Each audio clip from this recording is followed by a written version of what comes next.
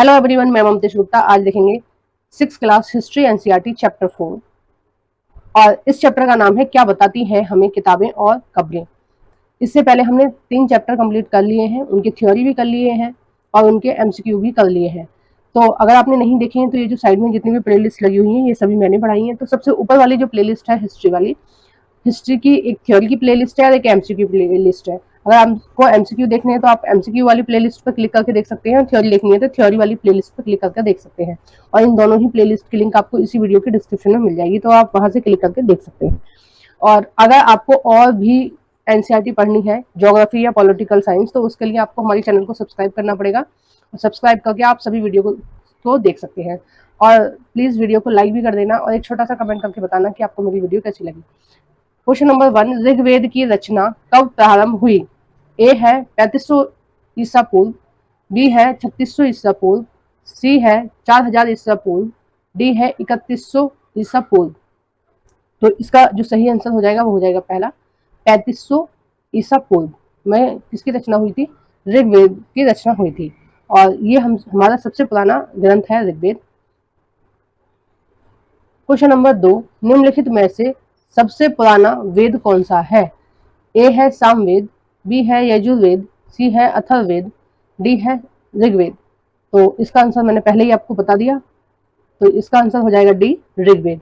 देखो ऋग्वेद है, उसके बाद सामवेद है। सामवेद में क्या बताया गया है? जो ऋग्वेद में जितने भी सूक्त हैं या श्लोक हैं उनको गाने का तरीका बताया गया है कि किस तरीके से उनको गाया जाएगा। ठीक है। यजुर्वेद में हमारे जो हवन वगैरह है या कर्मकांड जैसी चीजें हैं उनका उल्लेख है। और अथर्ववेद में इसमें बताया गया है कि रोगों का उपचार कैसे होगा। ठीक है। और इसमें जादू टोना जैसी चीजें भी बताई गई हैं। ठीक है, अथर्ववेद में। आइए नेक्स्ट देखते हैं क्वेश्चन नंबर 3। देखो, अथर नाम से एक वो थे ऋषि, उनके नाम पर ही इस वेद का नाम है। ठीक है। नेक्स्ट देखते हैं क्वेश्चन नंबर 3, ऋग्वेद में किस देवता की पूजा नहीं की जाती थी? ए है अग्नि, तो अग्नि देवता की पूजा होती थी। बी है इंद्र, इंद्र देवता की पूजा होती थी।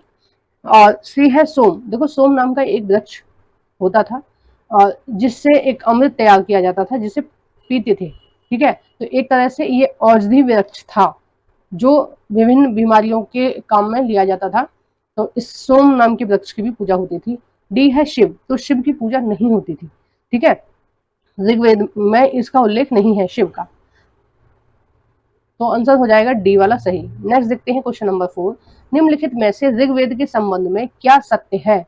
ये 4 कथन दिए हुए हैं और हमें देखना है कि कौन सा कथन जो है वो सत्य है। आइए देखते हैं। पहला ए है, ऋग्वेद को पढ़ा नहीं जा सकता था, केवल कंठस्थ किया जाता था। बी है, ऋग्वेद की भाषा प्राक संस्कृत या वैदिक संस्कृत थी। सी है, ऋग्वेद की प्रार्थनाओं को सूक्त कहा जाता था। और डी है ये सभी। तो ये सभी ही सत्य हैं। ऋग्वेद में लगभग 1000 प्रार्थनाएं हैं। और देखिए, ऋग्वेद को कंठस्थ कराया जाता था क्योंकि उस समय लिखने का कि मतलब इतनी ज्यादा वो चीजें नहीं थी कि लिखा जाए। ठीक है, पेपर वगैरह को विकास हुआ नहीं था, पांडुलिपियों पर लिखा जाता था, है ना। तो बच्चों को लिखने पे और पढ़ने पर जोर नहीं था क्योंकि लिखने जैसी चीजें थी ही नहीं। तो ऋग्वेद को क्या कंठस्थ कराया जाता था, यानी कि जो ऋषि मुनि होते थे वो बोलते थे, उसके पीछे पीछे जो उनके शिष्य होते थे वो बोलते थे, यानी कि उनको उच्चारण सिखाया जाता था अच्छे से। ऋग्वेदिक काल में ऋग्वेद को पढ़ाने का यही एक तरीका था। ठीक है, आइए नेक्स्ट देखते हैं क्वेश्चन नंबर 5, ऋग्वेद के संबंध में कौन सा कथन असत्य है? हमें कौन सा देखना है? हमें गलत वाला देखना है कि कौन सा जो कथन है वो गलत है। ए है, ऋग्वेद में घोड़ों की प्राप्ति के लिए प्रार्थनाएं की जाती थी, बिल्कुल सही है। बी है, धन प्राप्ति के लिए प्रार्थना की जाती थी। सी है आपका, पुत्रों की प्राप्ति के लिए प्रार्थना की जाती थी, ये भी सही है। डी है, मवेशियों की प्राप्ति के लिए प्रार्थना की जाती थी, तो ये भी सही है।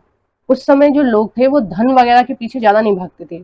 घोड़ों की जरूरत होती थी, पुत्रों की जरूरत होती थी लोगों को। पुत्रियों का विशेष महत्व नहीं था, लेकिन पुत्रों का वो की प्राप्ति के लिए पूजा करते थे। और मवेशी में विशेष रूप से आपकी गाय की प्राप्ति के लिए पूजा की जाती थी, लेकिन धन के लिए नहीं की जाती थी। तो इसका जो सही आंसर हो जाएगा वो हो जाएगा बी। नेक्स्ट देखते हैं क्वेश्चन नंबर 6, ऋग्वैदिक जीवन के संबंध में निम्नलिखित कथनों पर विचार कीजिए और सही विकल्प का चयन कीजिए। पहला है, इस युग में युद्ध मवेशियों व पुत्रों के लिए किए जाते थे, बिल्कुल सही है। दूसरा है, युद्ध केवल जमीनों के लिए किए जाते थे। देखो, जमीनों के लिए नहीं किए जाते थे, मैंने ऊपर भी आपको बताया इतने सारे ऑप्शंस में। तो इसका जो सही आंसर हो जाएगा, हमें देखना था इसमें असत्य वाला देखना था, तो जो असत्य है वो सेकंड वाला है, सेकंड वाला गलत है। नेक्स्ट देखते हैं क्वेश्चन नंबर 7। निम्नलिखित में से कौन सा युग गलत है? जो गलत है हमें उस पर ध्यान देना है, ठीक है। पहला है, देखो ये शब्दावली है, जब हम ऋग्वेद पढ़ते हैं तो उसमें इस तरह के शब्दों का प्रयोग किया गया है, तो किस शब्द का प्रयोग किन व्यक्तियों के लिए किया गया है वो हमें देखना है, ठीक है। और जो मिलान नहीं खाएगा वो वाला जो आंसर हो जाएगा वो सही हो जाएगा, क्योंकि हमें गलत वाला देखना है। देखो, इस तरह के कभी भी क्वेश्चन आपके एग्जाम में आते हैं तो आप पहले उन पर सर्कल कर लिया करो, ठीक है, ताकि आपको पता रहे कि आपको ढूंढना क्या है, ठीक है। पहला है पुरोहित, पुरोहित को क्या बोलते थे? ब्राह्मण बोलते थे, बिल्कुल सही है। दूसरा है दासु, दासु शब्द का जो प्रयोग किया गया है वो विरोधियों के लिए किया गया है या विरोधी के लिए प्रयोग किया गया है। जब राजा युद्ध करने जाते थे तो जो जिनसे वो युद्ध करते थे उनको विरोधी कहते थे या दासु द्यासु बोलते थे, ठीक है। अब धीरे धीरे क्या होने लगा कि युद्ध में कुछ लोगों को जीत के लाया जाने लगा। तो जब एक पार्टी जीतेगी दूसरी पार्टी हारेगी, तो जो पार्टी हार जाती थी उसके कुछ सिपाहियों को या कुछ लोगों को बंदी बना के लाया जाता था, तो उनको द्यासु बोलते थे। तो उनसे लोग जबरन काम करवाया करते थे, क्योंकि उनको बंदी बना के लेके आए, तो किसी को बंदी बना के लेके आएंगे तो सम्मान से तो रखेंगे नहीं, उसको अपमान करके रखेंगे। तो अपमान का जो सबसे सटीक तरीका होता है वो होता है कि अपने घर का काम वाम करवाना या कुछ भी ऐसा काम कराना जो आप करने में असमर्थ है, तो उनसे करा लिया जाता था। तो उनको क्या बोलते थे? द्यासु बोलते थे। धीरे धीरे ये चीज आगे बढ़ती रही और फिर घर में जो काम करने वाले होते थे उनको दास कहा जाने लगा, है ना। उनको क्या कहा जाने लगा? उनको दास कहा जाने लगा। और बाद में ये जो दास और दासी शब्द का प्रयोग है ये विरोधियों के अलावा नौकरों के लिए यूज किया जाने लगा। यानी कि अगर मेल है तो उसको दास बोलने लगे, अगर कोई फीमेल है तो उसको दासी बोलने लगे, ठीक है। आइए नेक्स्ट देखते हैं तीसरा, विष या जन।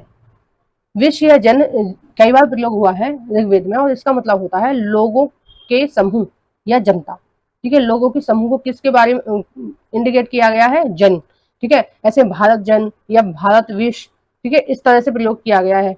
व्यापारी जन, इस तरह से, ठीक है। तो जब भी समूह के बारे में बात की गई है तो जन उसके पीछे लगाया गया है, ठीक है। फोर्थ है आपका दास।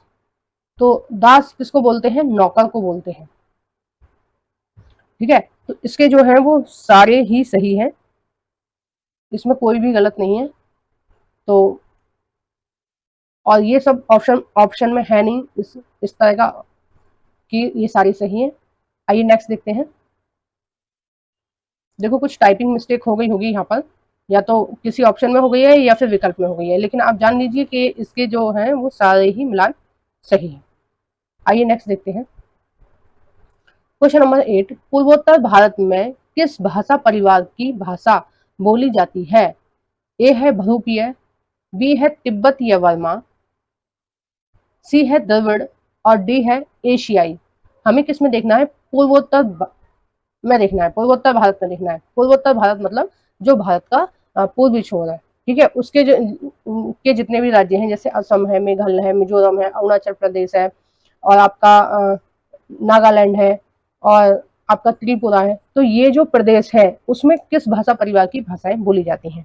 तो उसमें आपकी बोली जाती है तिब्बती या बर्मा भाषा परिवार की भाषाएं बोली जाती हैं, क्योंकि ये जो इलाका है ये हमारे तिब्बत से लगा हुआ है या बर्मा से लगा हुआ है।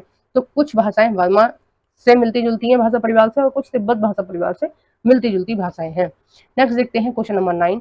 झारखंड और मध्य भारत की भाषाएं किस भाषा परिवार से मिलती हैं?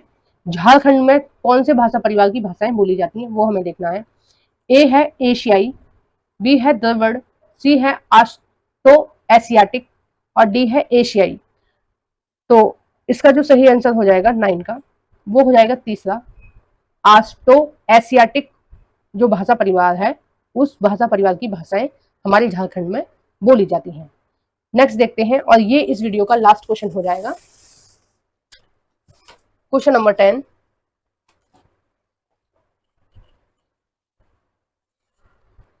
निम्नलिखित में से ऋग्वेद के संबंध में कौन सा कथन गलत है? जो कथन गलत है हमें वो देखना है। पहला है ए, ऋग्वेद की सबसे पवित्र नदी सरस्वती है।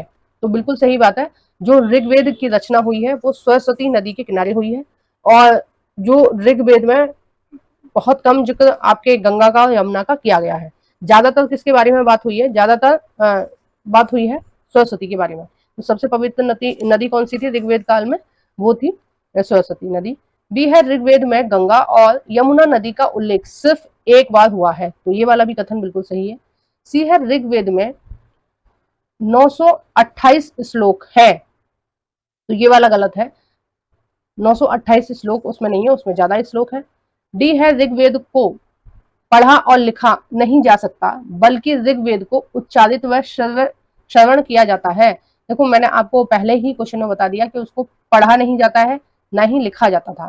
ठीक है, जो ऋषि मुनि थे वो उसको उच्चारित या कंठस्थ कराने पर ज्यादा जोर दिया करते थे। तो गुरुकुलों में उस टाइम पे इस तरह की पढ़ाई होती थी, और बच्चों को लिखने की सुविधा नहीं मिलती थी, क्योंकि पहले पेपर वगैरह नहीं थे। ठीक है, तालपत्रों पर ही चीजों को लिखा जाता था, और तालपत्र कहाँ मिलता था? हमारे हिमालय में मिलता था।